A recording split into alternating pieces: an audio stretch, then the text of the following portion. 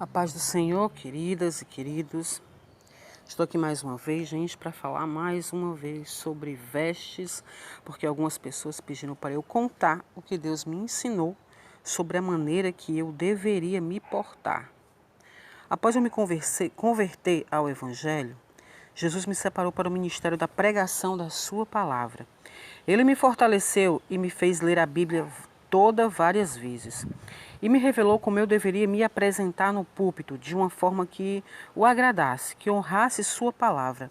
E que esta palavra não fosse blasfemada através da minha vida, que é o que vem acontecendo nos dias de hoje.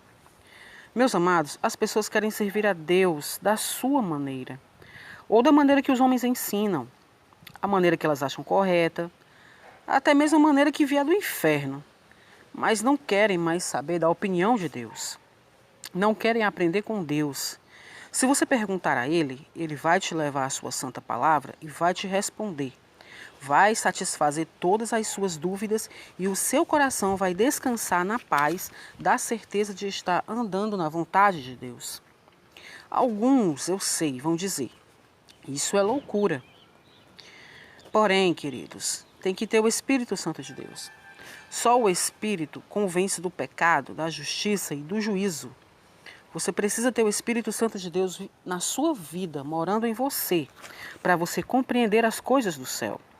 Em 1 Pedro 4,4 diz que o mundo é estranho mesmo e que eles ficam perplexos com a nossa contracultura. Sim, porque a igreja se comporta diferente do mundo. Mas você quer ser pregadora? A Bíblia diz que quem deseja o episcopado, boa coisa deseja. Você quer pregar? Tem um ministério? Pois dê exemplo. Não envergonhe Cristo, porque em 1 Tessalonicenses 1:8 diz que ele vem como labareda de fogo, certo? Tomando vingança dos que não conhecem e não obedecem ao Evangelho de nosso Senhor Jesus Cristo. Não existe acordo entre o reino celestial e o reino das trevas. Se o mundo te aplaudir, fique preocupado, porque há algo errado com você. Mas quando o mundo te aborrecer e te xingar, dê glória, porque aí você está no caminho certo. O mundo não é multicultural? Pois a igreja também tem a sua cultura, e é a cultura do céu. Os nossos costumes são a cultura de um povo que está caminhando para o céu. Nós somos diferentes, sim. Em 1 Coríntios 14:40, diz: tudo deve ser feito com ordem e decência no culto. E em todos os sentidos e aspectos. Por isso que nós gostamos de nos arrumar para ir à igreja. Para estarmos diante de Deus em ordem, com uma aparência em ordem e decente. E isso é importante. E nós prezamos por isso. E Deus se agrada. O exterior reflete o interior, sim. Não é uma regra. Mas, na maioria das vezes, o nosso exterior reflete o que há no nosso interior. Antes de sair de casa, você se olha no espelho? Você observa para saber se as suas vestes estão em ordem e decentes? Algumas mulheres, quando nós falamos sobre esse assunto de vestes e comportamentos, perguntam: por que só se fala da mulher? Por que só se pega no pé da mulher? Ora, eu vou te responder. Porque a mulher é especial. Sim, a mulher é especial. O nosso tratamento tem que ser especial. Deus fez a mulher com particularidades. A mulher tem graça, queridas. Graça no falar, no andar, no modo de ser, nos trejeitos. A mulher tem charme, tem graciosidade, sensibilidade. São características naturais que Deus nos deu. Tudo isso encanta o homem, cativa, conquista, domina. Eles se atraem e até mesmo ficam loucos. A mulher é um mistério para o homem, queridas. Não é à toa que Eva foi entregue a Adão como um presente.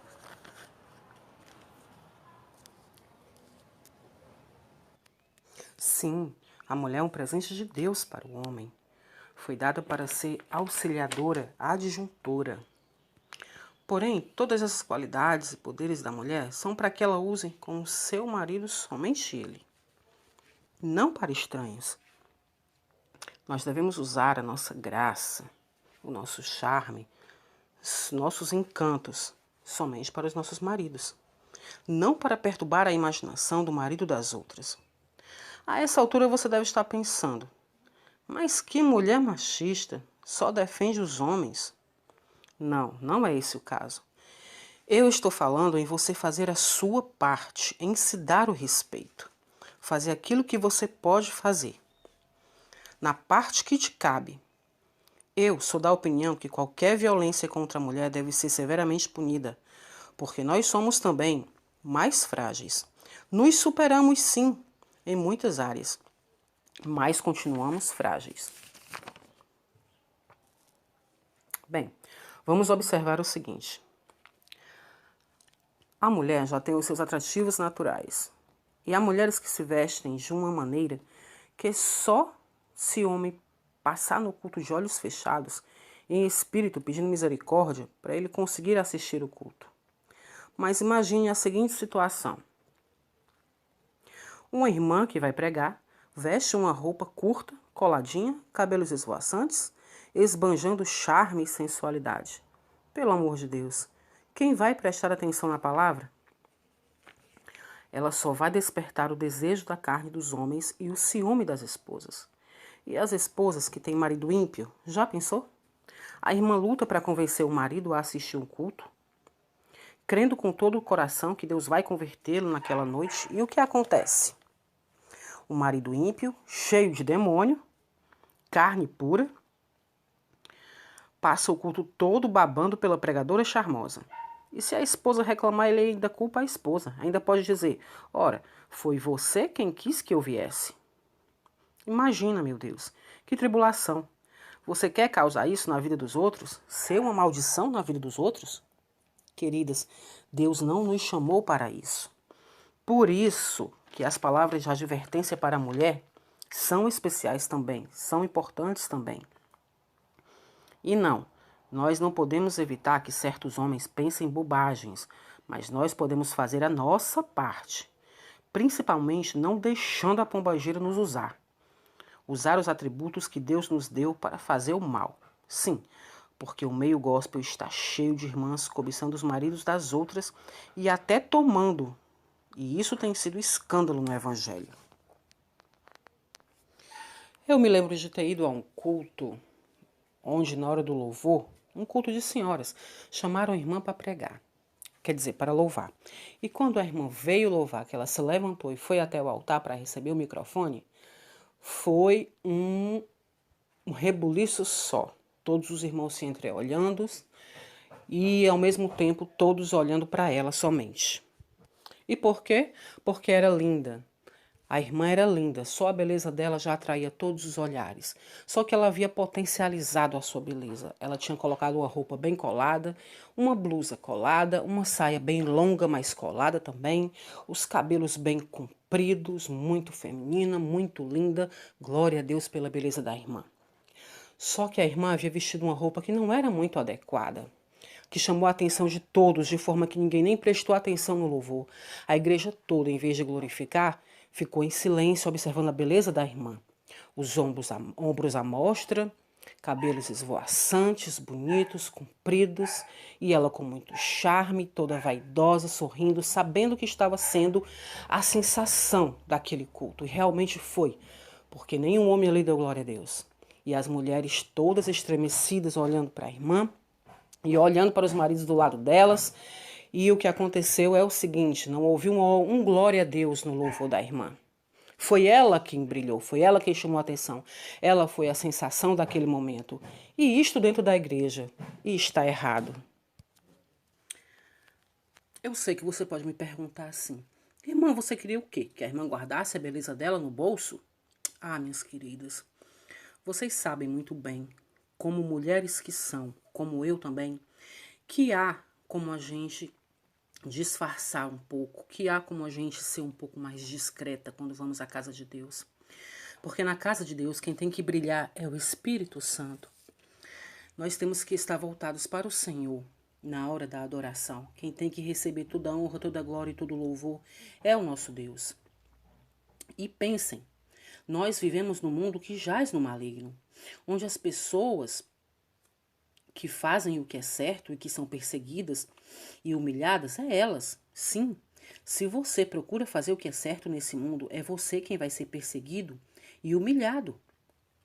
Muitas pessoas querem acusar mulheres santas de fanatismo, de legalismo. Sim, aquelas que procuram a discrição e prezam pela moralidade e prezam pela honestidade é que são taxadas de fanáticas, legalistas, santarronas. São acusadas de usarem de meritocracia, ou seja, dizem que estas mulheres desejam ganhar o reino de Deus em troca de um bom comportamento, de roupas bem vestidas, né? Acusam essas mulheres de barganhar com Deus. Ah, Senhor, eu vou me vestir de forma santa e assim eu vou ganhar o reino de Deus. Não, mas não se trata disso. Mulheres honestas, sinceras, puras, santas, quando abandonam as vaidades para servirem a Deus, não é porque elas querem ganhar o reino de Deus com isso, é porque elas já ganharam.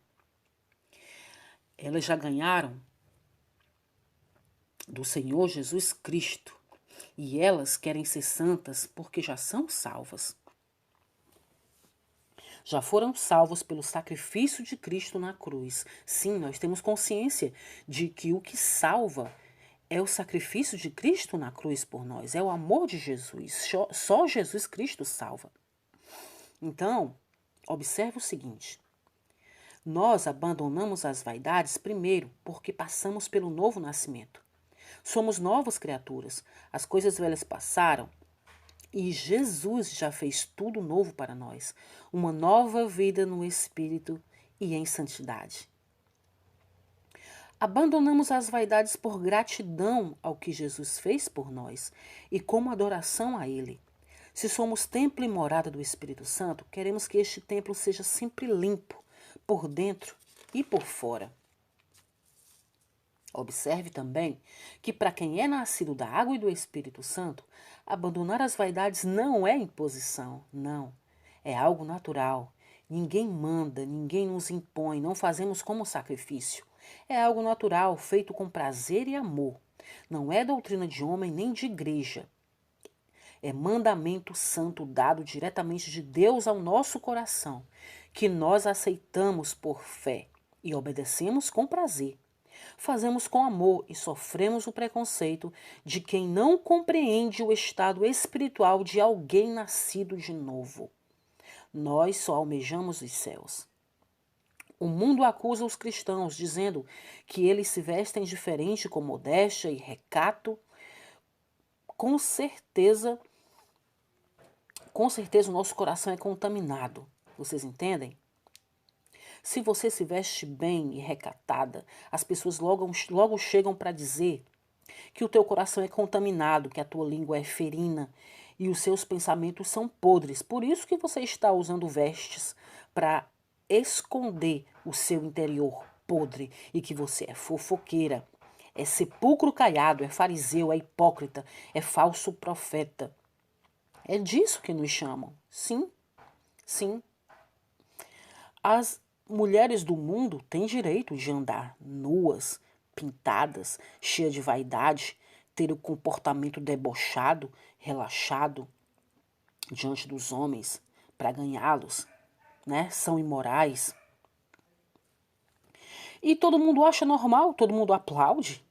Mas quando as mulheres santas querem ser santas, usam veste recatada, comportamento recatado, por terem o seu espírito já transformado por Deus, essas mulheres aqui são acusadas.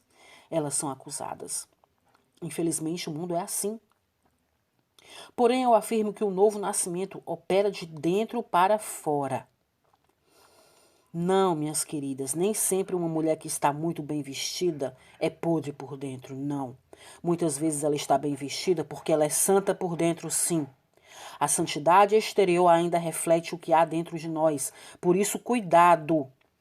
Você pode estar blasfemando e amaldiçoando um santo de Deus.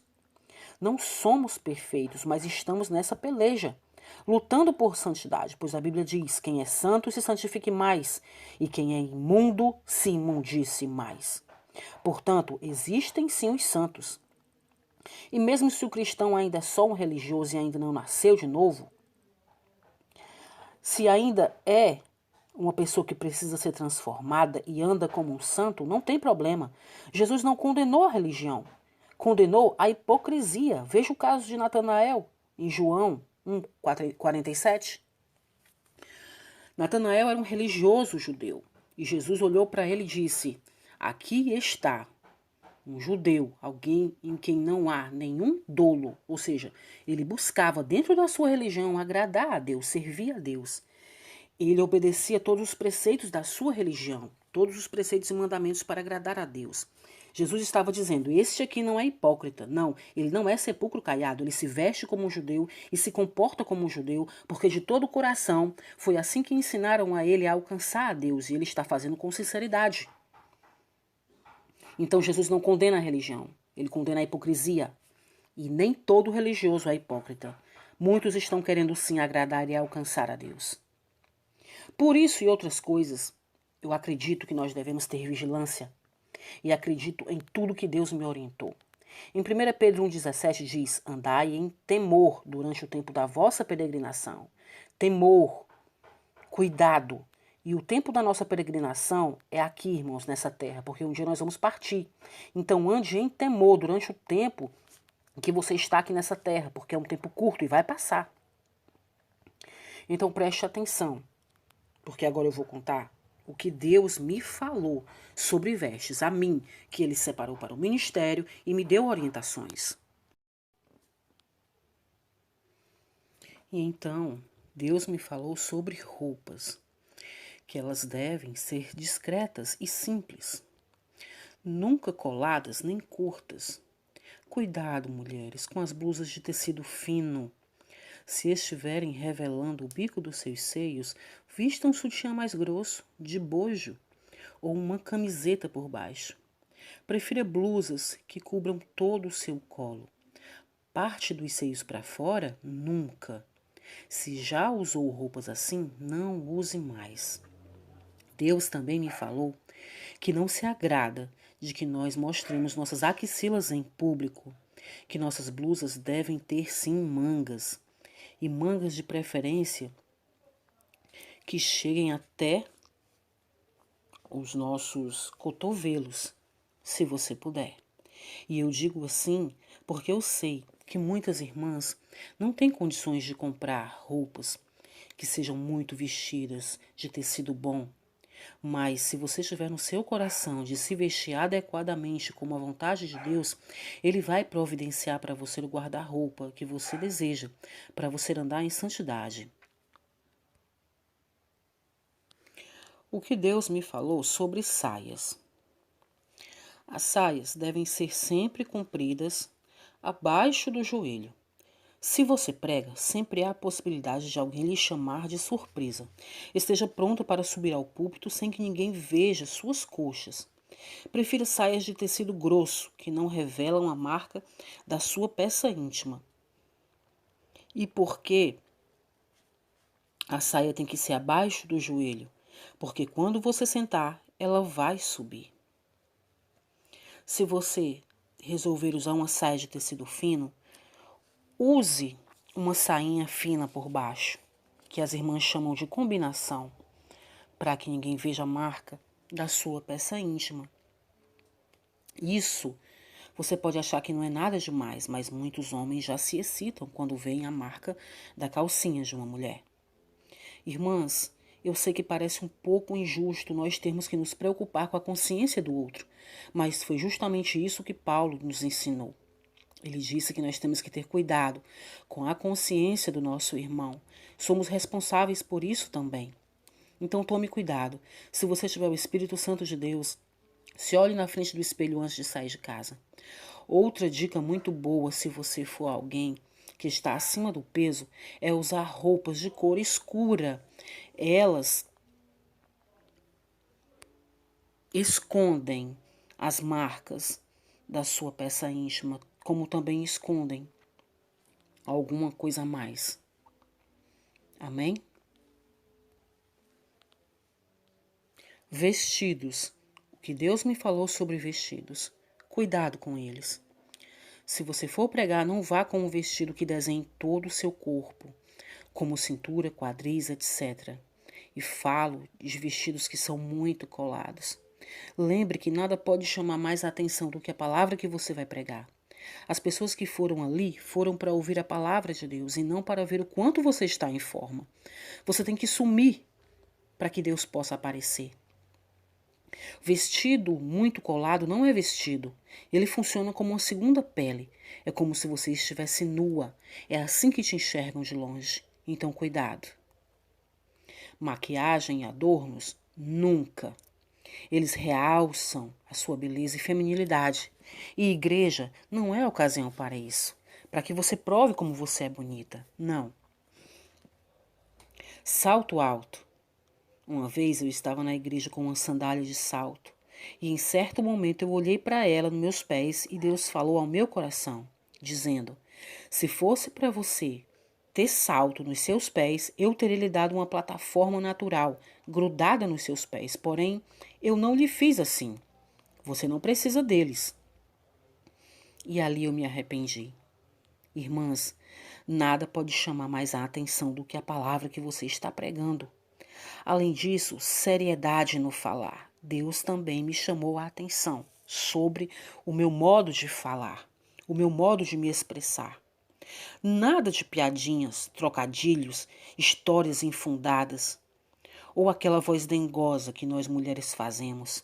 Até a voz tem que ser séria, bem imposta e firme, porque estamos lidando com a palavra da verdade, que leva o homem à salvação, ao céu. E isso é muito sério.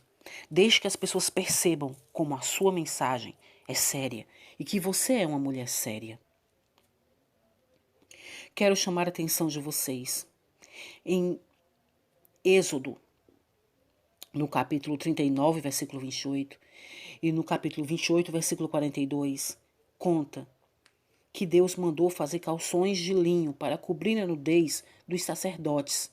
Em Êxodo 20, 26 diz: também não subirás ao meu altar por degraus, para que a tua nudez não seja descoberta.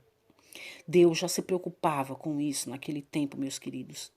Em Miqueias 1, 11 diz: passa, ó moradora de Safir, em vergonha e nudez. Nudez, queridos, é sempre motivo de vergonha na Bíblia. Apocalipse 3,18 diz: e não apareça a vergonha da tua nudez. Seja nudez do corpo ou espiritual, porque muitos vão dizer, esses versículos não têm sentido prático. Deus estava falando de nudez espiritual, sim, concordo. Porém, toda nudez é motivo de vergonha na Bíblia.